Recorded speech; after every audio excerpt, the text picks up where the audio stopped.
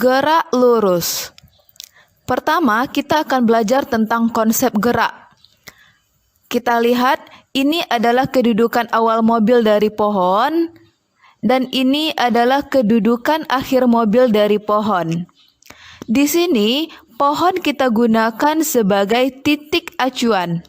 Apakah mobil dikatakan bergerak terhadap pohon? Mobil mengalami perubahan kedudukan terhadap titik acuan pohon, maka mobil dikatakan bergerak terhadap pohon. Nah, jadi mana benda yang dikatakan bergerak? Benda dikatakan bergerak jika benda mengalami perubahan kedudukan terhadap titik acuan tertentu. Gerak bersifat relatif. Di sini kita lihat, jika pohon kita gunakan sebagai titik acuan, maka mobil A dikatakan bergerak terhadap pohon karena ada perubahan kedudukan. Mobil B juga dikatakan bergerak terhadap pohon karena ada perubahan kedudukan. Namun, jika mobil B ditetapkan sebagai titik acuan oleh mobil A, maka antara mobil A dengan mobil B tidak mengalami perubahan kedudukan. Pada saat yang sama, mobil A bisa dikatakan bergerak, bisa pula dikatakan diam, tergantung pada titik acuan apa yang digunakan. Lintasan lurus. Di sini ada motor A dan motor B sama-sama hendak mencapai tujuan. Ini lintasan motor A. Apakah lintasan lurus? Dan ini lintasan motor B. Apakah lintasan lurus? Nah, jika kita bandingkan, di sini lintasan dari motor A ke tujuan tidak lurus. Sedangkan lintasan dari motor B ke tujuan merupakan lintasan lurus. Selanjutnya, seorang anak bergerak dari A ke B 200 meter. Kemudian, ia bergerak lagi dari B ke C sejauh 250 meter. Nah, di sini jika dilihat, ternyata jarak yang ditempuh anak tersebut adalah 450 meter. Sedangkan besar perpindahan anak tersebut adalah 150 meter. Nah, apa beda jarak dan perpindahan? Jarak, kita lihat kedudukan awal dan kedudukan akhir benda. Kita lihat lintasannya. Nah, jarak adalah panjang lintasan yang ditempuh oleh benda tersebut.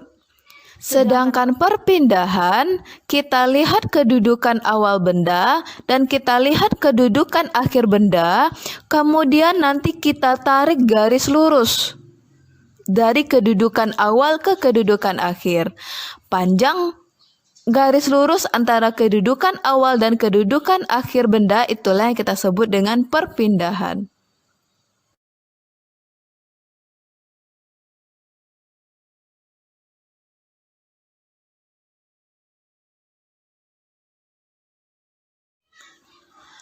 Untuk memahami perbedaan jarak dan perpindahan, kita lihat.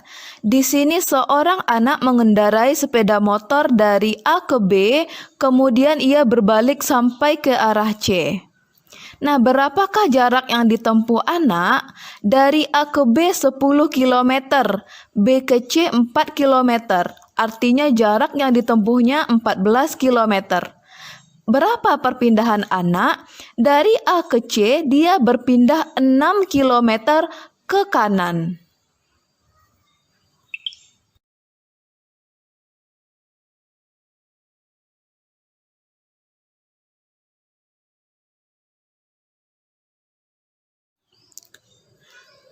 Selanjutnya, kelajuan dan kecepatan. Kelajuan adalah jarak yang ditempuh benda tiap satuan waktu, di mana V adalah kelajuan, S adalah jarak, dan T adalah waktu.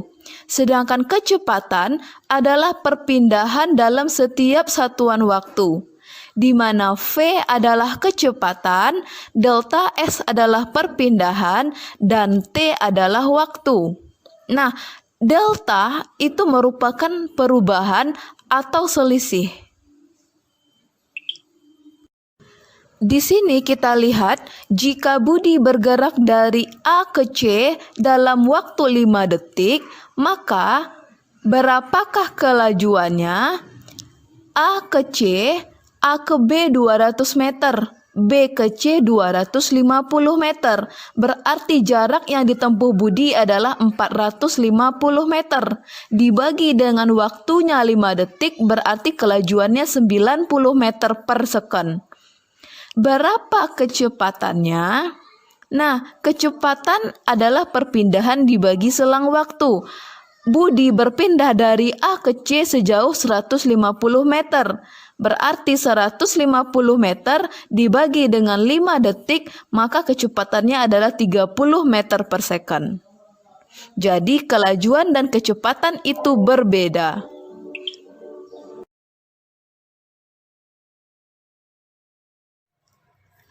36 kilometer per jam itu sama dengan berapa meter per second?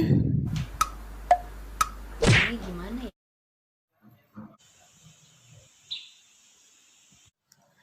Gerak lurus dibagi dua. Yang pertama ada gerak lurus beraturan, yang kedua ada gerak lurus berubah beraturan. Kita bahas pertama ada gerak lurus beraturan. Di sini sebuah mobil bergerak dalam lintasan lurus dalam 1 detik menempuh 2 meter, 1 detik lagi 2 meter, 1 detik lagi 2 meter, kemudian 1 detik lagi 2 meter, dan pada detik kelima sudah berpindah sejauh 10 meter. Artinya apa? Jika ditanya berapakah kecepatan mobil, kecepatan adalah perpindahan dibagi selang waktu. Berarti 10 meter dibagi 5 sekon sama dengan 2 meter per second.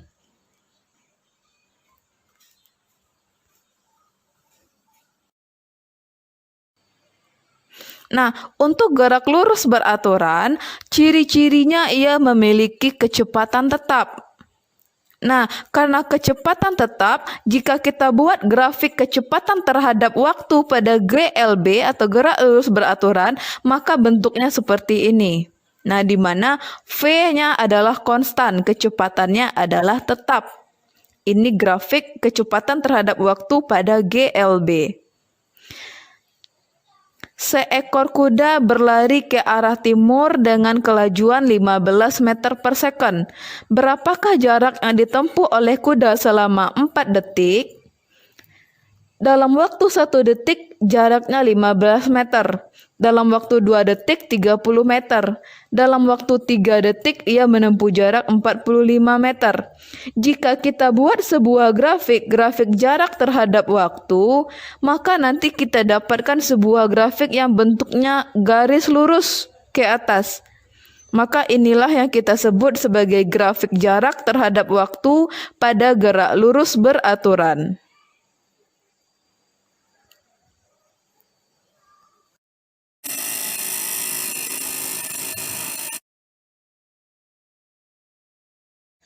Selanjutnya ada gerak lurus berubah beraturan atau GLBB.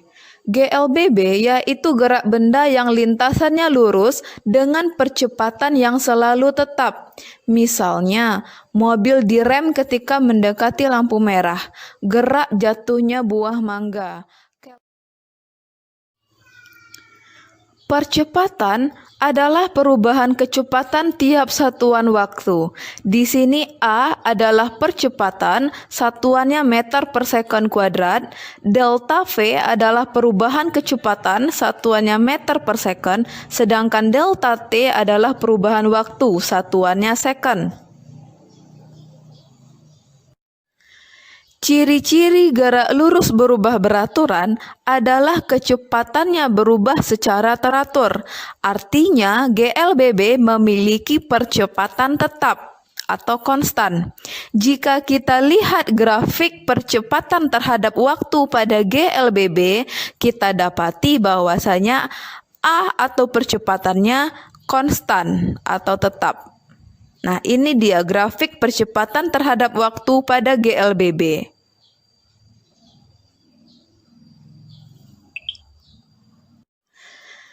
Sebuah mobil mula-mula memiliki kecepatan 5 meter per second, kemudian dipercepat selama 3 detik sehingga memiliki kecepatan 20 meter per second. Berapakah percepatannya? Kita lihat, di sini kecepatan awal mobil adalah 5 meter per second. 3 detik kemudian, kecepatannya berubah menjadi 20 meter per second. Artinya apa? Pertambahan kecepatannya selama 3 detik itu adalah 15 meter per second.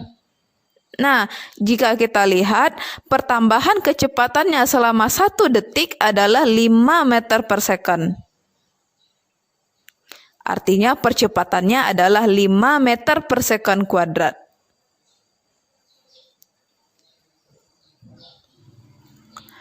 Sebuah mobil pada awalnya bergerak dengan kecepatan 20 meter per second. Tiba-tiba mobil mengerem dan diperlambat sebesar 2 meter per second kuadrat. Berapa lama mobil itu berhenti? Kita lihat, 1 detik kecepatan mobil berkurang sebesar 2 meter per second dalam 1 detik. Nah, dalam 5 detik, kecepatan mobil berkurang 10 meter per second. Artinya apa? Untuk membuat kecepatan mobil menjadi 0 meter per second atau sampai berhenti diperlukan waktu selama 10 detik. Ini grafik jarak terhadap waktu untuk gerak lurus berubah beraturan dipercepat. Di sumbu X waktu, sedangkan sumbu Y adalah jarak. Sedangkan ini grafik kecepatan terhadap waktu untuk GLBB dipercepat. Di sumbu X waktu, sedangkan sumbu Y kecepatan.